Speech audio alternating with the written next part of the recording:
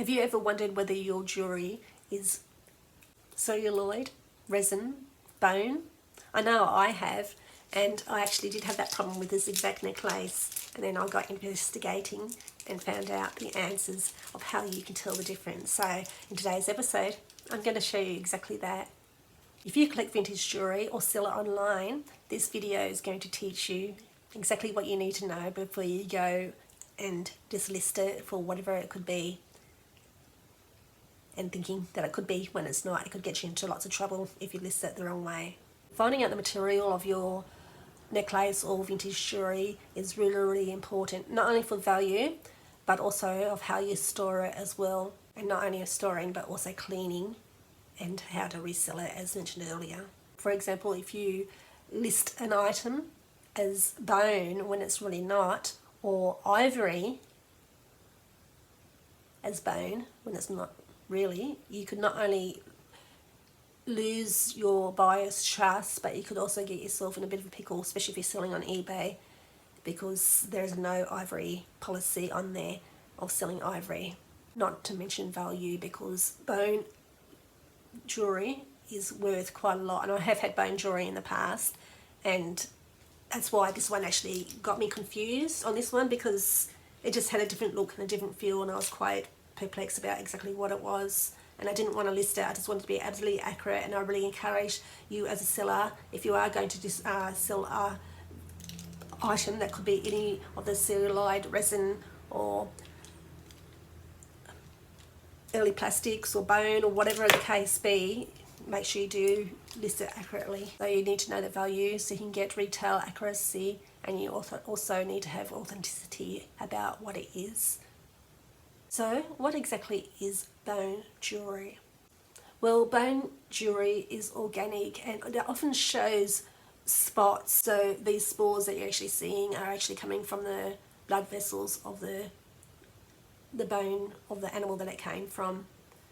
And it's also known as Harvesian canals.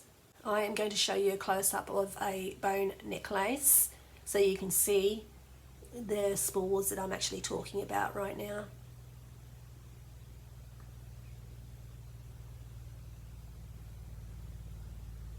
One great way to tell if your necklace, for example, is bone is by using a UV torch. And if you shine this torch on the actual necklace, I haven't actually got a real bone necklace on hand right now, so I'll have to get a picture of the one I had sold previously, and I won't be able to actually show you the glow that it's supposed to not have, if that makes sense, and I'll explain why.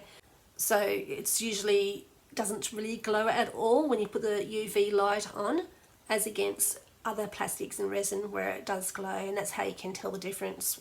If it does glow, it's going to be very, very faint, like a loss of like a white colour. And also with bone, it's usually creamy colour and not overly glossy, and that's one thing that did confuse me about this necklace. Like, something doesn't feel right here, and it just didn't have the right sound even to it, and that's another key thing.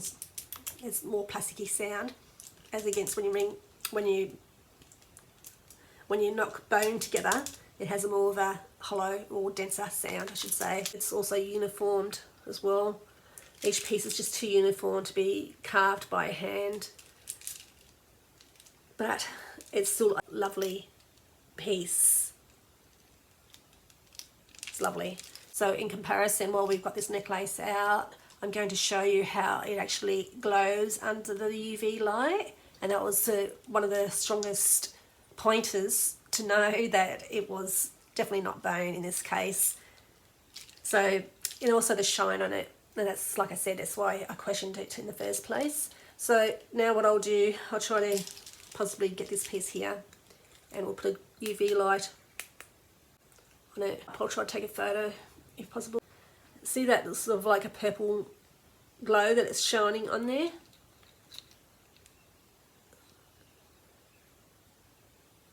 Straight away I knew when I did that test that it was definitely just resin. It wasn't celluloid, wasn't bone, so that's key. And if you haven't got one of these yet, I'll put the link below. And also hence the uniform shape of all this. Because it's resin, resin can be moulded into any shape, and that's exactly what's happened here. We've got lovely moulded pieces. And if I had sort of like not got so excited that it was bone in the first place, I would have seen that straight away, that it was definitely uniform. But when you're excited about being a special piece, you sort of get, oh, is it really? Get carried away. But yeah, and I didn't want to list that incorrectly, so I haven't even listed it yet. Also, as you can see here, it lacks the grainy pieces that a bone would have. And what I'll try to do at some point along the video is put side by side examples of the resin, the bone and the celluloid, so you can sort of see for yourself exactly what the difference is and how you too can tell when you find a beautiful vintage piece. Also, another interesting point is that resin is actually heavier than celluloid, and it's also colder to touch than bone. Bone has a more of a warmer texture. Look at this, gorgeous. Do you know what that is? It's actually a celluloid piece, and she's a keeper. Look at her, she's absolutely adorable. I got this from a deceased estate. Beautiful, so that's going to be a good example. And if I can find my other piece here, I've got, this one's even a better example. Look at this old ship, that's celluloid. Very early plastic. In fact, celluloid is one of the first plastics that we use in making vintage jewellery before resin and all the other stuff. It's not only lightweight, but it's also flexible. In fact, this one's so fine, I'd be scared of breaking it. And it was used from the late 1800s to the early 20th century as well. So that's a prime example of celluloid. They're just two absolutely gorgeous. I'm definitely keeping this one. I do have this one for grabs, but I'm not sure whether I should actually sell it or not, because it's just so old. And you can tell by the C-clasp as well, the age of that, along with this C-clasp on this one. But my little girl right here, she's definitely a keeper. I love her. So that's celluloid.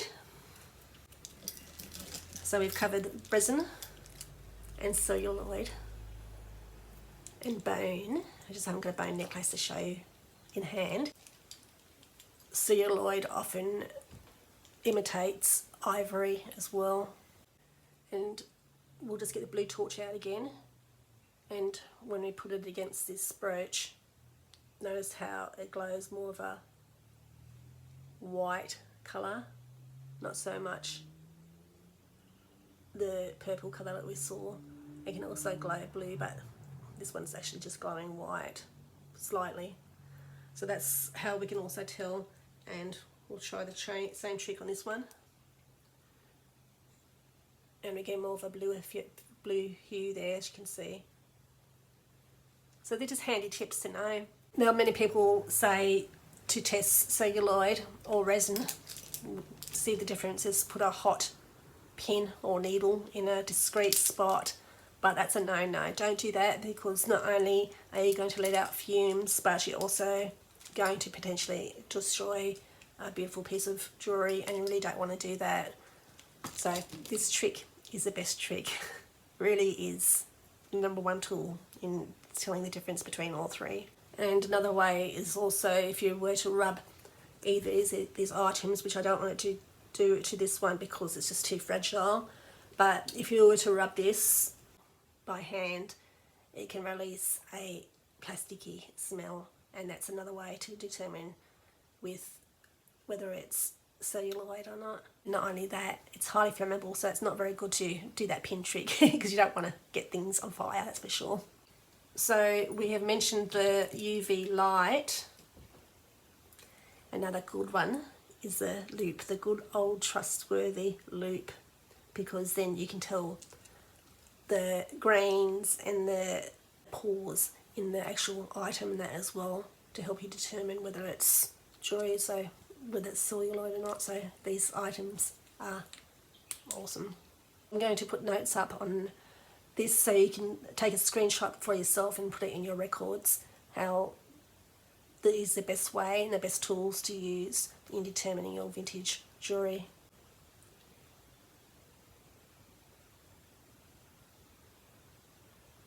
So at this point I'm going to share with you the three differences with the three items, three pictures side by side of the bone, the resin and the celluloid, and I'll label them as well. So this is a brief explanation of the difference between all three items, and I hope that you have learnt something from this. I will continue teaching more tips and tricks in helping you identify your vintage jewellery and how you can either collect it and getting the right thing from the right person. If they're saying it's such and such, you can determine for yourself, or if you are to resell it, you can resell it with safety. If you haven't seen my previous videos on the other tips and tricks I've been teaching you, please do so. Also, if you want to learn more about vintage jewellery or feast your eyes on more of the beautiful vintage goodness, keep on watching the next few videos, or the eternity of videos that's coming. I'll be producing hopefully weekly, and also please do like, comment, subscribe if you want to get your hands on something really, really cool that's coming up soon. Next few weeks, something special coming. And if you haven't watched the last week's video, please do so by hitting the video next to this video. In the meantime, keep safe, and we'll see you next time. Bye!